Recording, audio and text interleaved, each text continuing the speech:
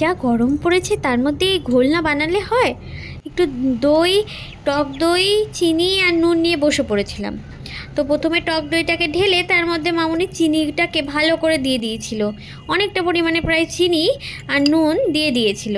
দিয়ে ভালো করে এবার হাতের যন্ত্রণা ফাটাতে ফাটাতে, বাবা রে, ফেটিয়ে যাও ফেটিয়ে যাও, যতক্ষণ না ওটা ক্রিমি টেক্সচারটা আসছে ততক্ষণ ধরে সেই ফেটিয়েই যাচ্ছে। তারপর ক্রিমি টেক্সচারটা আসতে ফ্রিজের ঠান্ডা ঠান্ডা জল এর মধ্যে মিক্স করে, উফ, এই ঘোলের স্বাদ। আমার এই ঘোলটা কিন্তু, এই যে বাড়ির বানানো এই যে ঘোল, এটা কিন্তু আমার বাইরের ঘোলের থেকেও বেশি ভালো লাগে। আর আমার কিন্তু একটু ঘোলটা একটু পাতলাই ভালো লাগে, তাই জন্য আমি কিন্তু পাতলাই করতে বলেছিলাম মামুনিকে। তোমরা যদি কেউ একটু ঘন খাও তো কেউ করে খেতে পারো।